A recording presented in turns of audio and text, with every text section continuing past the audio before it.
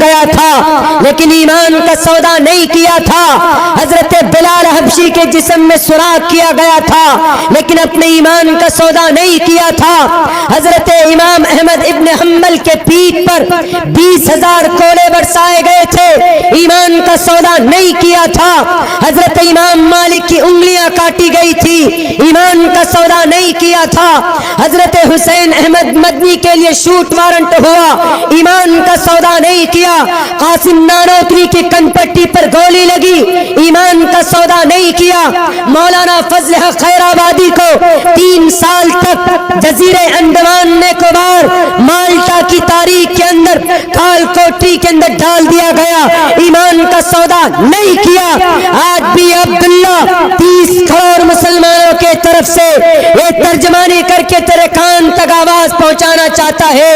Home minister صاحب, اگر ضمیر زندہ ہے تو یہ تاریخ کی روشنی میں کہنا چاہتا ہوں, 30 کروڑ مسلمانوں کی ایمان کو چھونا تو دور کی بات, تم ان کے قرآن کو جلانے کی کوشش کرو گے تو تم جل کر بھسم ہو جاؤ گے.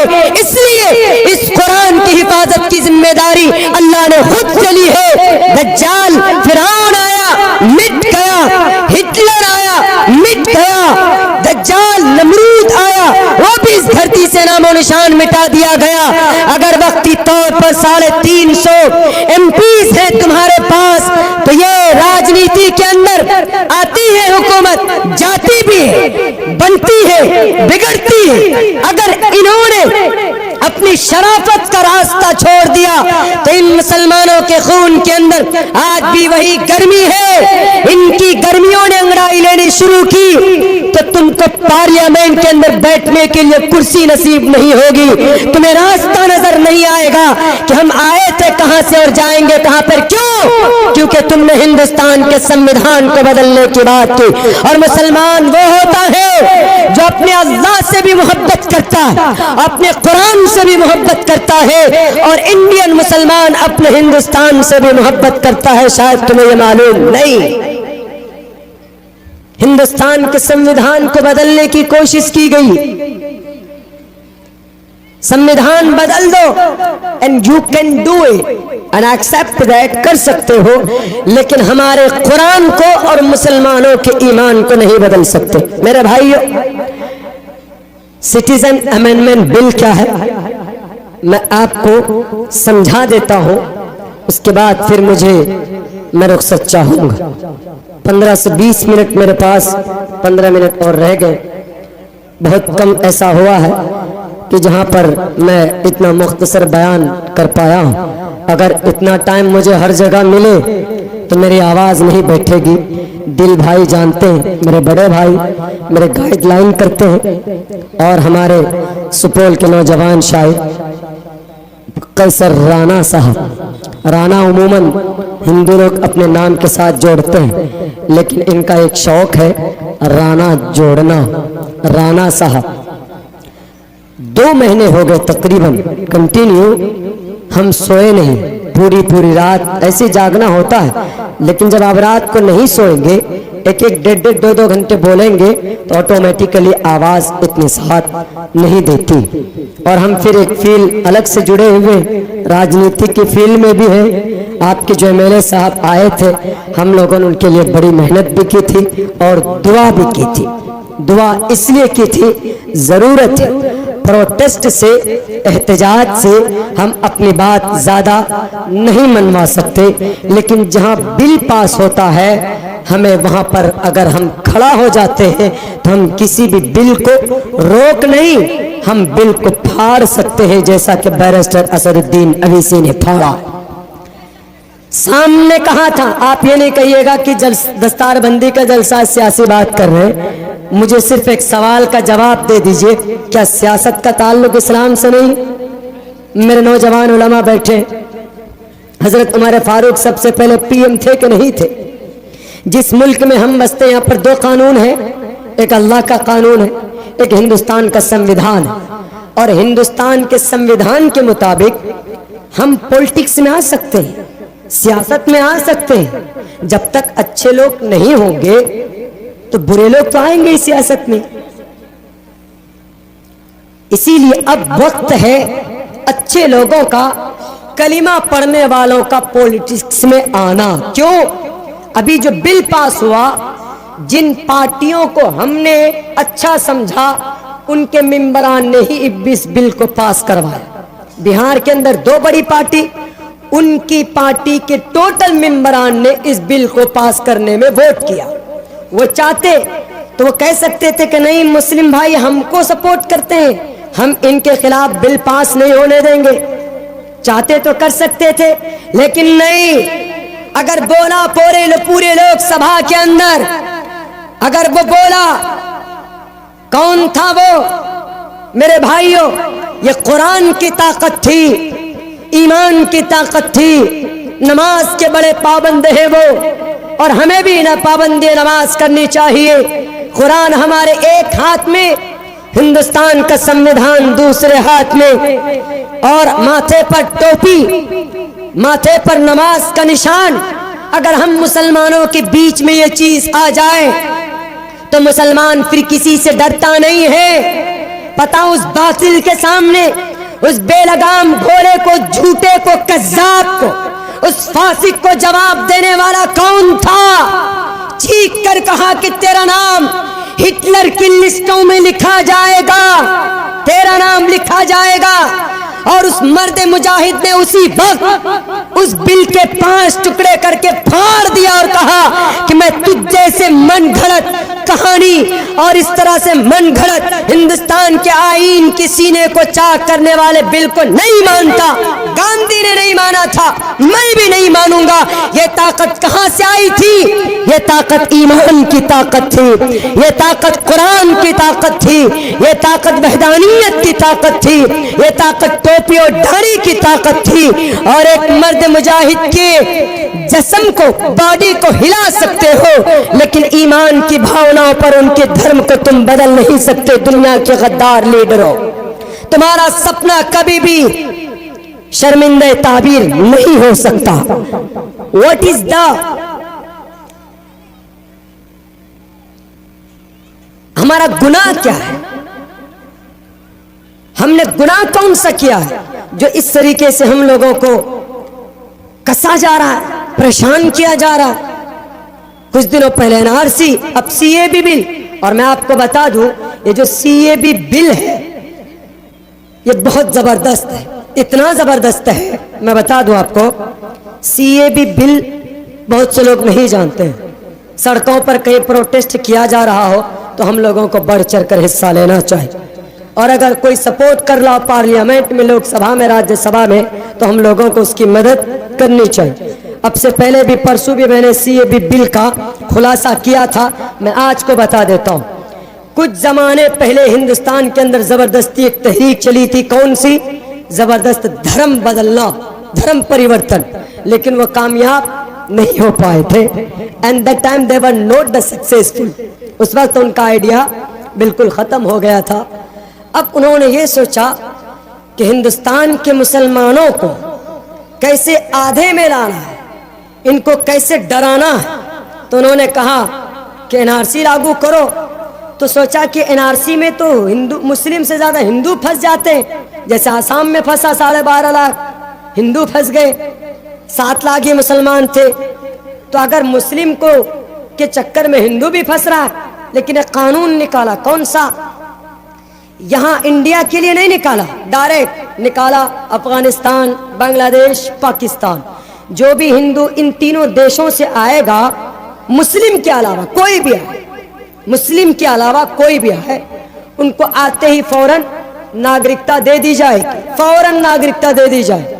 लेकिन अगर कोई मुस्लिम आए तो उनको नागरिकता नहीं दी जाए। ये डिस्क्रिमिनेशन है कि नहीं? डिस्क्रिमिनेशन का मतलब असबियत, भेदभाव, जो कि हिंदुस्तान के संविधान में भेदभाव ऐसा कुछ नहीं। तो ये कानून पास किया। तो आप कहेंगे कि मौलाना, पाकिस्तान, बांग्लादेश, अफगानिस्तान से कोई मुसलमान आए या ना आए, हमको उससे क्या लेना देना? हम तो हिंदुस्तान के मुसलमान हैं, हमको तो कोई, हम पर तो कोई एतराज ही नहीं, हमको तो कोई प्रॉब्लम ही नहीं। अब देखिए, बहाना इन 3 देशों का, अगर वहां से कोई हिंदू आए फौरन नागरिकता, कोई मुस्लिम आए नागरिकता नहीं, घुसपैठ। हाँ, अगर वो मुस्लिम आया, अपना धर्म बदल कर आया, धर्म बदल लिया, हम थे तो अफगानिस्तान में मुस्लिम लेकिन हम हिंदुस्तान में रहना चाहते हैं, तो CAB बिल के तहत गवर्नमेंट कहेगा कि तुम हिंदू बन जाओ, तुम आए हो ठीक है, आई एक्सेप्ट एंड अतिथि देवो भव, आयुष्मान देव भव, आइए, वेलकम, खुशामदीद। इसका मतलब ये होता, मन कान युमिनु बिल्लाहि वल यौमिल आखिर फल्युक्रिम ज़ैफ़ा। बुखारी शरीफ की जिल्द सानी की हदीस है, उसके अंदर कहा गया कि ईमान का अदब एहतराम करना, तवाज़ो करना मेहमान का, ये ईमान का हिस्सा है। बड़ी ताकीद के साथ शेखुल हक, शेख सानी, शेख अब्दुल हक रहमतुल्लाहि अलैह ने हम लोगों को दारुल देवबंद में इसकी वजाहत करते हुए उन्होंने बताई थी। तो उनको कहेंगे कि मुस्लिम हो, कोई बात नहीं, आओ लेकिन धर्म बदल कराओ। ठीक है, धर्म बदल लेंगे वो। अब इंडियन मुस्लिम जब NRC लागू होगा तो NRC में मिसाल के तौर पर 10 करोड़ या 5 करोड़ मुसलमानों का नाम नहीं आएगा। जब नाम नहीं आएगा तो वो क्या हुआ? वो घुसपैठ हुआ। जैसे बाहर के मुसलमान आए तो वो घुसपैठ, अब NRC में जिन मुसलमानों का नाम नहीं आया तो वो भी घुसपैठ। अब अगर हिंदू का नाम नहीं आता है NRC में तो हिंदू के लिए तो कानून है CAB बिल, वो फौरन CAB बिल के तहत नागरिकता ले लेगा, बच गया बेचारा मुसलमान। जिनका नाम NRC में नहीं है तो उनके लिए दो ही रास्ता, एक रास्ता ये है कि CAB बिल के तहत तुमको हिंदू बनना पड़ेगा, तब तुमको नागरिकता मिलेगी। अगर नहीं तुम मुस्लिम ही रहना चाहते हो तो तुम अपनी नागरिकता साबित करो। छोटी छोटी सी भी प्रॉब्लम होगी ना उसकी डॉक्यूमेंट्स में तो उसको रिजेक्ट कर दे। उसको कहेगा गवर्नमेंट सुप्रीम कोर्ट जाओ, हाई कोर्ट जाओ, लाखों करोड़ों रुपए खर्च कर लेगा लेकिन नागरिकता साबित नहीं कर पाएगा। आखिर के अंदर वो घुसपैठ ही रहेगा। तब घुसपैठ के लिए क्या है? तो घुसपैठ के लिए बनाया जाता है डिटेंशन कैंप, जो कि जेल से भी ज्यादा खतरनाक होता। जब आप डिटेंशन कैंप में आपका लिस्ट चला जाएगा तो आप अपने घर, जमीन, जायदाद, दुकान, किसी भी चीज के मालिक नहीं। क्यों? क्योंकि आप इंडियन नहीं, आप घुसपैठ हैं, तो आपकी सारी चीजें जब्त कर ली जाएगी। लेकिन जब आदमी को डिटेंशन कैंप में जाने की बारी आएगी ना तो मुसलमान कहेगा कि भैया ऐसा है, मैं तो आ रहा हूँ CAB बिल के तहत, मेरा नाम बदल दीजिए, मेरा नाम शंकर है, नाम अब्दुल रहमान होगा, लेकिन चूंकि नागरिकता लेना है कहेगा मेरा नाम शंकर, मेरा भगवान का नाम विष्णु, मेरे मंदिर का नाम महाकाली और मेरा बाप का नाम वासुदेव। अपना नाम सब कुछ बदल सदल करके अपनी प्रॉपर्टी और डिटेंशन कैंप में बचने से पहले ये अपना सब कुछ बदल लेगा। 30 करोड़ मुसलमानों में 15 करोड़ मुसलमान ऐसे हैं जो कमजोर ईमान वाले, जिनका शरीयत से कोई लेना देना नहीं, वो अपनी नागरिकता बचाने के लिए फौरन अपने धर्म को बदल लेंगे, वो हिंदू बन जाएंगे। यानी 1-2 महीने के अंदर हिंदुस्तान के अंदर 10 से 15 करोड़ मुसलमान मुर्तद हो जाएंगे, मुल्हिद हो जाएंगे। ये प्लानिंग है हिंदुस्तान के गवर्नमेंट की। इसीलिए हम चीख कर कहेंगे, अगर तुम्हें दुश्मनी लेनी मुस्लिम बादशाहों की वजह से, दुश्मनी तुम अगर करना चाहते हो तो तुम उन मुस्लिम पूर्वज बादशाहों से, उनसे तुम बदला लो। आज के हिंदुस्तान के मुसलमान तो दिलो जान से इस देश से मोहब्बत करते।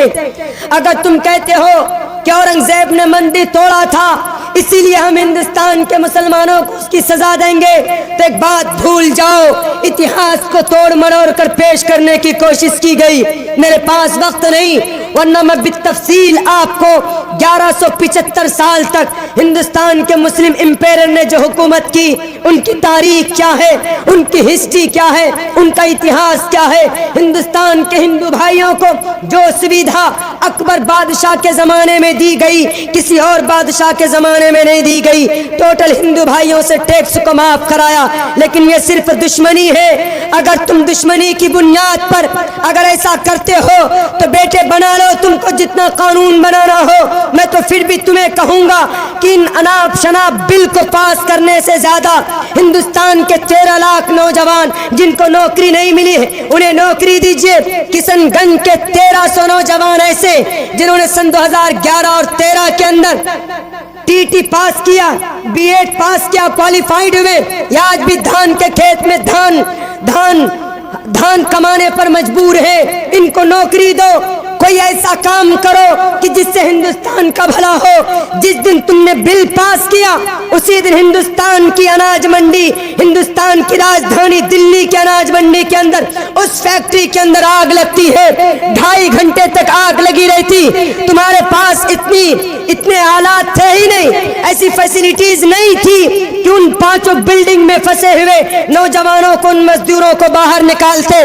بل پاس کرنے کے لیے تمہارے پاس پیسے ہوتے, اور اگر کہیں کسی بلڈنگ میں آگ لگ جائے تو اس بلڈنگ سے مزدوروں کو نکالنے کے لیے تمہارے پاس کوئی راستہ نہیں. 32,000 کروڑ کا تم بت بنا دیتے ہو, لیکن تم 2 ہیلی کاپٹر نہیں بنا سکتے جس سے اوپر سے آسمان سے پانی ان کا دمکل بنایا جائے, اور ان کے ذریعے سے کہیں پر بھی اگر ایسا اکاسمت اگر کہیں پر آگ لگ جائے, گاڑی نہ وہاں پر جائے, وہاں پر فائر بریگیڈ اگر نہ جائے تو ہیلی کاپٹر کے ذریعے پانی سے بارش کر کے ان کو بچایا جائے.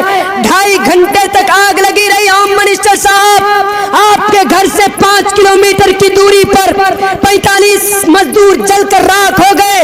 بل پاس کرنا بند کرو, اس سے دیش کا بھلا نہیں ہوگا, بلکہ ہندوستان کی دلی کے اندر, حیدرآباد کے اندر اس معصوم بچی کا ریپ کیا گیا. جب پہنچے پولیس اسٹیشن اس کی بہن, تو پولیس والے کہنے کہ ہمارے تھانے کا معاملہ نہیں. اگر پولیس والے فوراً پہنچتے ٹائم پہ تو اس بچی کی بھی جان بچ جاتی, اور جو 4 لوگوں کا انکاؤنٹر ہوا ان مجرمین کا, ان کی بھی جان بچ جاتی. ان کو ایکٹیو تو کرو گے نہیں, صرف بیٹھ جاتے ہو پارلیمنٹ میں پرستاؤ لے کر, بل لے کر بیٹھ جاتے ہو, یہ بل پاس کرو, وہ بل پاس کرو. دیکھ رہا ہے تمہارا پرماتما, اور تم کو آواز دے کر کہتا ہوں, میری اسپیچ اگر تم کو سننے کو مل جائے تو تمہیں ایک بات یاد دلاتا ہوں, پاپستھاستے پرپشانتی یم روپم بھینکرم. جب انسانوں کی پاپوں کا گھڑا بھر جاتا ہے تو یم روپم بھینکرم, یم دوت آتا ہے, اس کی آتما کو نکال کر نرک کے اندر ڈالتا ہے. تمہارا بھی یہی حشر ہوگا. ہندوستان کے راجنیتاؤں, ہندوستان کے 30 کروڑ مسلمانوں کے دلوں سے کھیلنے والوں, ان کو تکلیف دینے والوں, تمہارا دھرم شاستر تم سے کہتا ہے کوئی معاملہ الجھ جائے تو اپنے گرنتھوں کو دیکھو, ہندوستان کے سمویدھان کو دیکھو. کس باپ نے تمہیں اجازت دی؟